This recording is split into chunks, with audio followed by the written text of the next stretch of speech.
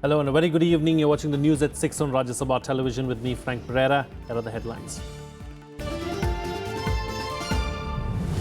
Samajwadi Party and Congress discuss seat sharing. Party is likely to announce manifesto and electoral pact in a day or two. Ajit Singh-led RLD says it will not be a part of the alliance.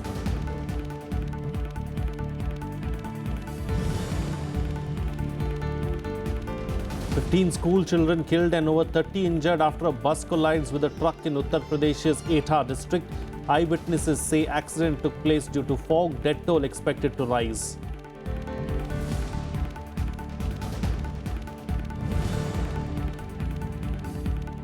In the face of rising protests at the Marina Beach in Chennai, Tamil Nadu Chief Minister O. Pannirselvam meets Prime Minister Narendra Modi, fails to get assurance on an ordinance lifting ban on bull taming sport.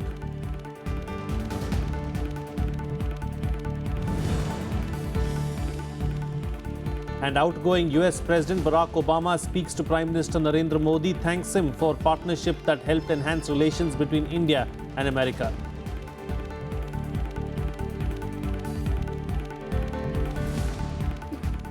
Well, amid reports that the RLD has refused to be a part of the alliance with the Samajwadi Party on Uttar Pradesh, both the Congress and the Samajwadi Party said that they will announce a formal pact soon. Reports say a faction of the Apna Dal has also shown interest in an alliance with the SP Congress combined.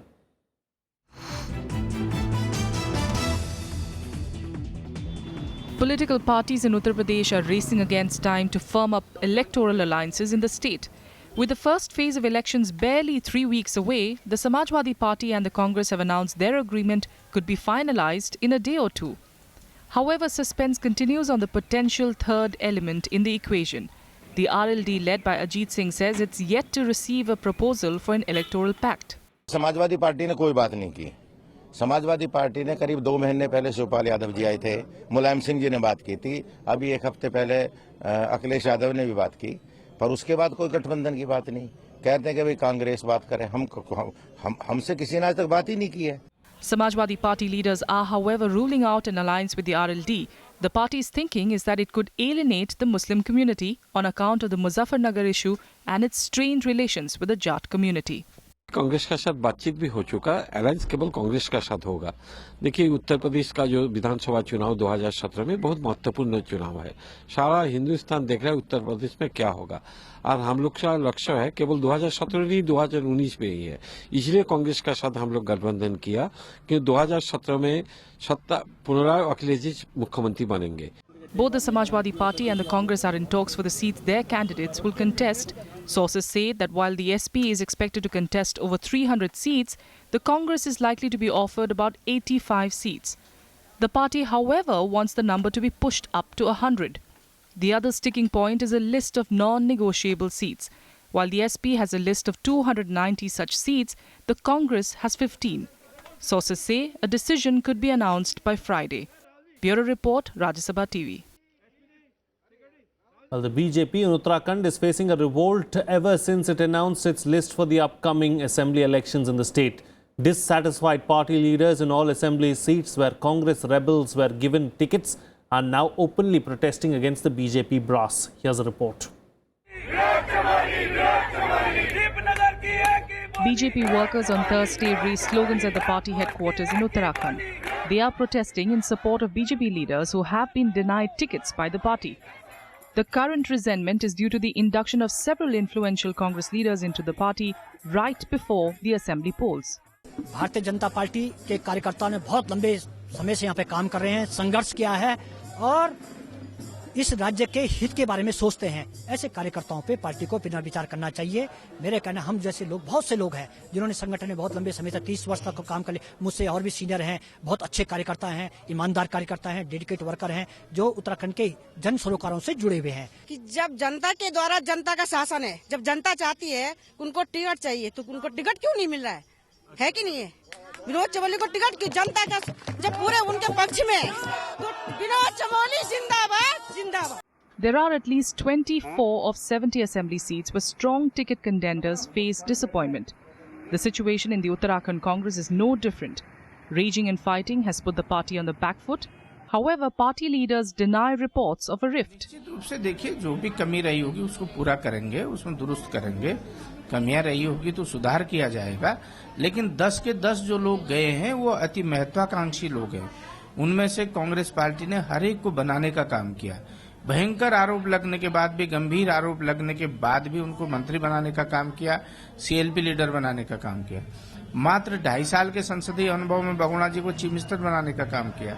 Yashpal Arya जी को कांग्रेस ने उत्तर प्रदेश में भी ticket दिया। The decision-making process isn't going to be a cakewalk for the BJP. According to sources, Congress rebels who've joined the BJP have an upper hand as far as tickets are concerned. While the party has reported in fighting, senior leaders also do not want to disappoint the existing leaders. Navikram's report for Rajya Sabha TV. Well, let's now get your roundup of the other election-related news in Polpuri. The Aam Aadmi Party submitted its reply to the Election Commission on its notice alleging a model code violation. The notice was over party chief Arvind Kejriwal's remarks in Goa, where he allegedly promoted bribery. The Election Commission called it a prima facie violation of the model code. Kejriwal reportedly asked voters to accept money from the BJP and the Congress, but only vote for the Aam Aadmi Party.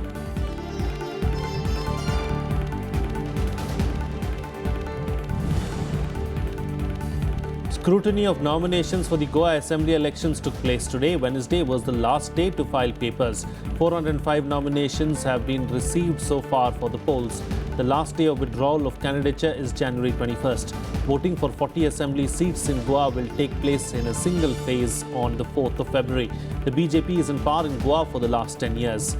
For the last 5 years, I beg your pardon. This time it faces a challenge from the AAP and Congress in the coastal state.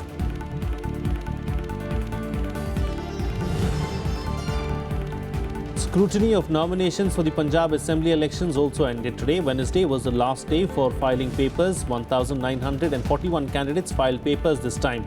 Navjot Singh Sidhu, Captain Amrinder Singh and Bhagwant Mann are among 1,040 candidates who filed the nominations on the last day. Polling will take place on the 4th of February. While Congress is going alone on 117 seats, the ruling Shiromani Akali Dal and its ally the BJP will contest 94 and 23 seats respectively. However, counting of votes will be held on the 11th of March.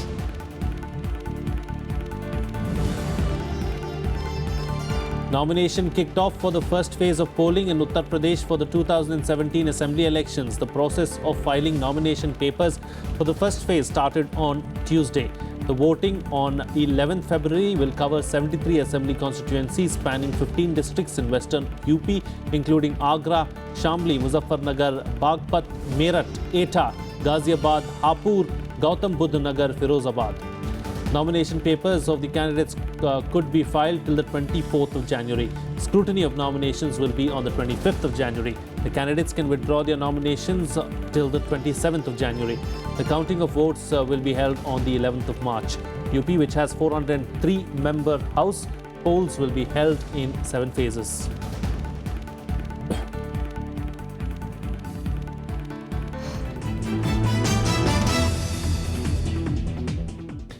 Well, it's time for a short break now, but news and updates will continue on the other side. Stay tuned. We'll be right back.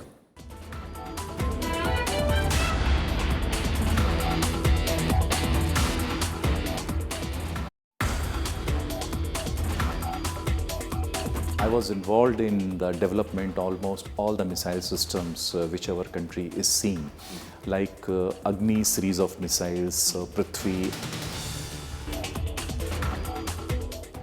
We are famous for making the world best missile system. So I take pride in developing and delivering the world super-fast, supersonic cruise missile called BrahMos. We wanted to enhance the capabilities of a soldier. Watch Eureka with Dr. Sudhir Mishra, CEO and MD at BrahMos Aerospace, only on Rajya Sabha Television.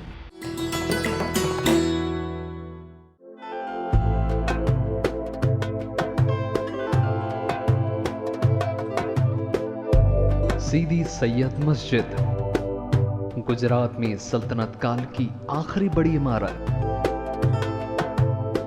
अपनी शानदार जालियों के लिए मशहूर। मस्जिद की इमारत है पूरी तरह मेहराबदार। इसकी 3 दीवारों में हैं 10 अर्धगोलाकार खिड़कियां और इन खिड़कियों में लगी है खूबसूरत नक्काशीदार जालियां। सुल्तान शमसुद्दीन मुजफ्फर शाह के दौर में सीदी सैयद नाम के एक गुलाम ने कराया था इस मस्जिद का निर्माण। सन 1573 में बनी ये मस्जिद है दुनिया भर में अहमदाबाद शहर की पहचान।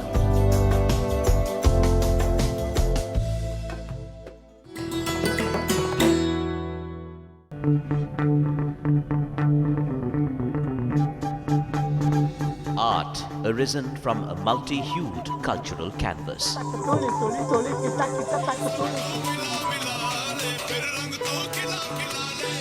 Tradition and cultural fervor dating back centuries.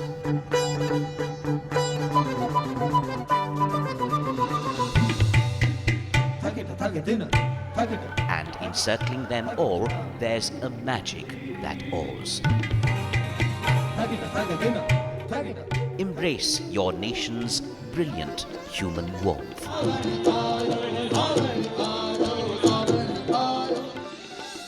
Watch Colours of India, Sundays at 9:30 p.m. on Rajya Sabha television.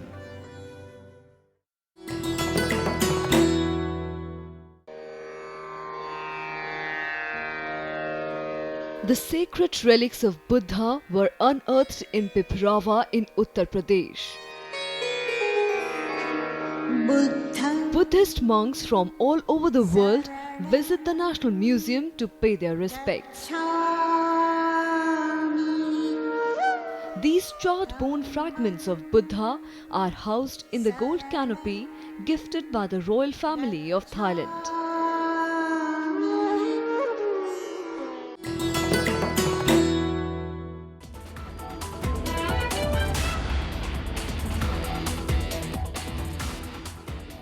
Welcome back. You're watching Rajya Sabha television. Well, outgoing United States President Barack Obama has thanked Prime Minister Narendra Modi for his partnership that helped enhance Indo-US ties. President Obama telephoned Prime Minister Modi to thank him for his partnership and to review the joint efforts of cooperation, including in defense, civil nuclear energy and enhanced people-to-people ties. Recalling his visit as the chief guest at Republic Day celebrations in 2015, President Obama wished Modi warm congratulations ahead of India's upcoming 68th Republic Day. Meanwhile, late on Wednesday night, the US President also participated in his last press conference before he hands over the reins to Donald Trump on Friday, expressing hope that America would be fine in the days to come. He also outlined his plans for the future, including his desire to write and not hear himself talk so much. But at my core, I think we're going to be okay. We just have to fight for it. We have to work for it and not take it for granted. And I know that you will help us do that. Thank you very much, Press Corps. Good luck.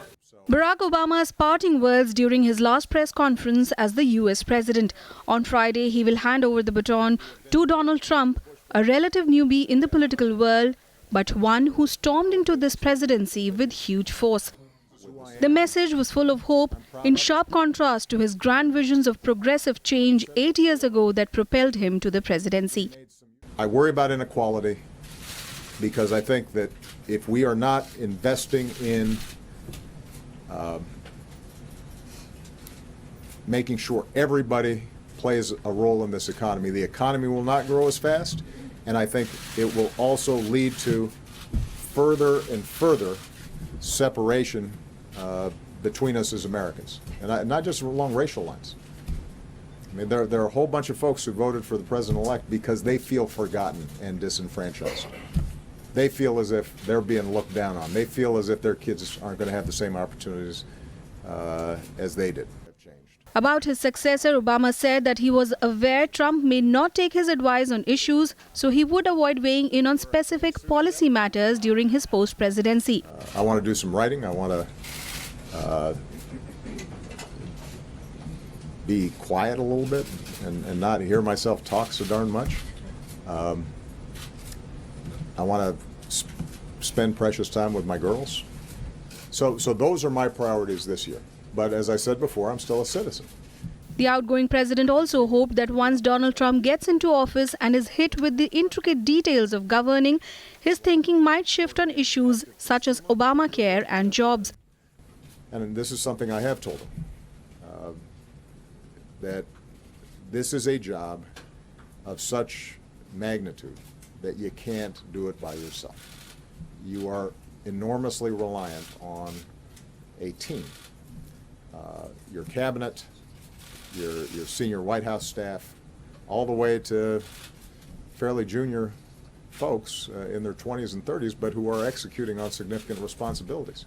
And so how you put a team together to make sure that they're getting you the best information and they are teeing up the options from which you will ultimately make decisions, that's probably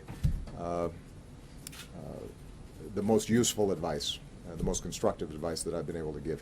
Obama also dismissed the allegations of voter fraud in the US, saying this is what can be called fake news. These allegations have mainly come from the Republican camp. Bureau Report, Rajya Sabha TV. Moving on now, as many as 30 people are feared dead after a hotel in central Italy was hit by an avalanche, apparently triggered by an earthquake. Rescuers battled heavy snow overnight to reach the Ringopiano Hotel. One person was pulled dead from the snow. 2 were found alive, but most others appear to be still buried. The mountainous region of central Italy was hit by 4 earthquakes on Wednesday, while further tremors were reported overnight. A wall of snow and debris hit the hotel on Wednesday evening, just hours after 4 strong earthquakes had shaken central Italy.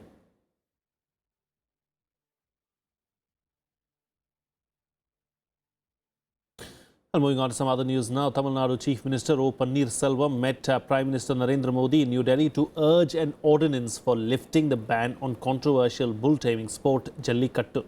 However, not giving clear indication over an ordinance, Prime Minister said the centre is supportive of steps taken by the state. Pro-Jallikattu supporters continue to gather at the Marina Beach in Chennai.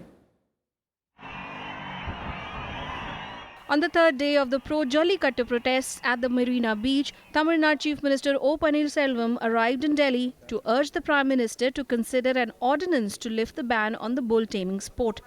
Prime Minister Narendra Modi, however, indicated that the centre will not issue an ordinance, stating that the case is still under consideration by the Supreme Court. Get any assurance from Prime Minister? You met Prime Minister. Any assurances by him on Jallikattu, sir?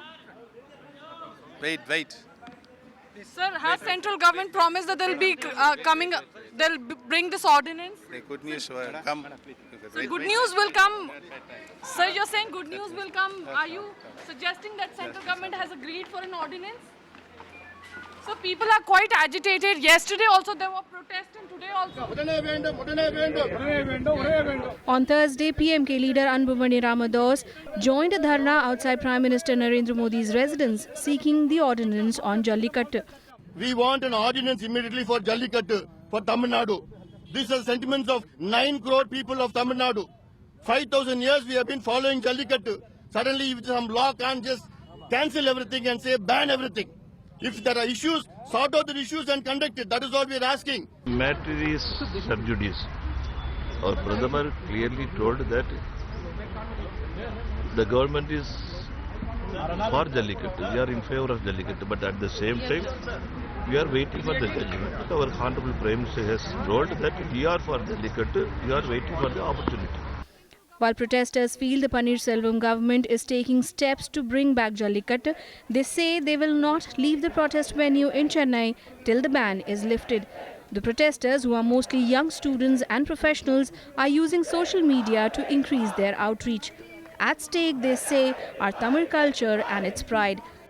The Tamil Nadu is the like a state where they follow the Pongal celebrations and all with the Jallikattu. From past few years there was no kind of Jallikattu, but now they need it because it's their like heart and soul. They want to do it something for there.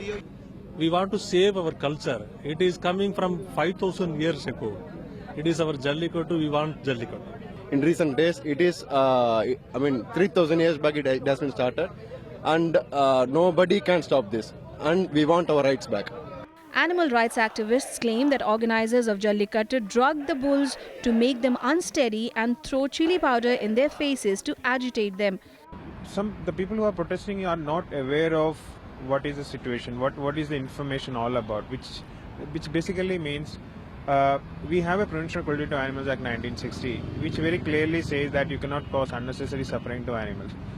The same act also says you cannot have animal fighting. It is considered as an act of cruelty. Photographic evidence and the video evidence gathered by Animal Welfare Board of India very clearly shows that the cruelty is inherent. You cannot regulate it. I mean, eventually you have to force the bull to run out of the body vessel so that people can pounce on him. So torture is not only in terms of poking them with knife and injuring them, but also inducing them fear. The mental torture is as important as physical torture. Chief minister हो या प्रधानमंत्री हो, इन सारों को संविधान ने बनाया है, तो ना ही चीफ मिनिस्टर ना प्रधानमंत्री संविधान के ऊपर है।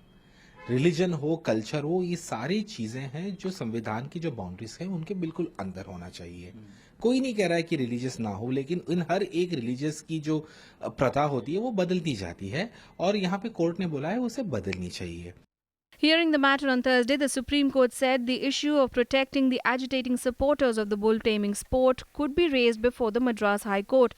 The spontaneous uprising that has resonated across the state has so far been peaceful, but authorities seem worried over the continuing arrival of more people at the Marina Beach. With inputs from Pranav Goswami in Delhi, Bureau Report for Rajya Sabha TV. Meanwhile, the National Investigation Agency on Thursday said that controversial Islamic preacher Zakir Naik's Islamic Research Foundation has as much as 100 crore rupees in investments in real estate business. The agency also said that 78 of Naik's bank accounts are under the scanner. The Home Ministry had last year imposed an immediate ban on IRF for 5 years under the Unlawful Activities of Prevention Act. The NIA had filed cases against Naik for allegedly promoting enmity between groups on religious and racial grounds. The probe agency also raided over a dozen offices, residential premises, his Peace TV offices and other locations, besides freezing a bank account of his NGO. Well, here's a roundup of the other national news and nationwide. At least 15 school children have died and over 30 injured after a bus collided with a truck in Uttar Pradesh's Etah today. The victims were in the age group of 10 to 15 years. The driver of the bus was also killed. Eyewitnesses said the accident took place due to poor visibility in the area. Prime Minister Narendra Modi condoled the death of children in the mishap. Officials say that the death toll is expected to rise.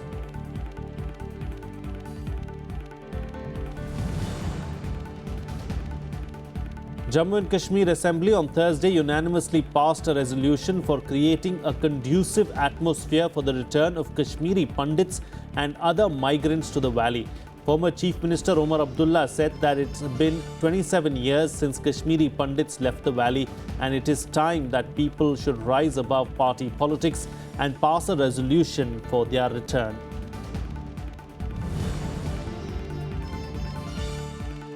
Telangana Chief Minister K. Chandrasekhar Rao has said that his government will introduce a bill to provide 12% reservation to Muslims in the state. He said the government will also ask the centre to include the law in the Constitution's 9th schedule. The 12% reservation to Muslims was a key election promise of the ruling TRS. The budget session is expected to begin next month.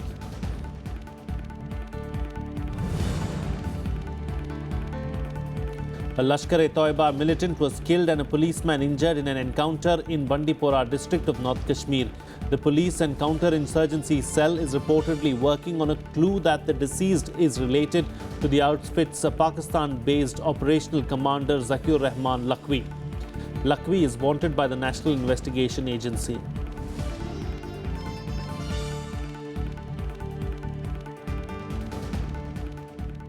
Well, moving on to some sports news now, where Yuvraj Singh and Mahendra Singh Dhoni helped India to pile up a massive 381 runs for the loss of 6 wickets in the second ODI against England today. While Yuvraj notched up his maiden 150, Dhoni also finished with a century. 381 runs in an innings is a record score at the Baramati International Stadium in Cuttack. Both Yuvraj Singh and Mahendra Singh Dhoni plundered the English bowlers in a 256-run fourth-wicket partnership. Yuvraj was caught out on 150 while Dhoni scored 134. The hosts had started poorly after being put into bat by England. They lost their first 3 wickets for just 25 runs, including captain Virat Kohli. India lead their 3-match series 1-0, having won the first match in Pune by 3 wickets. And look at the calmness on the man as well. The captain is pumped up. Dhoni gets 100. Well, that's it on this edition of the newscast. Have a good evening.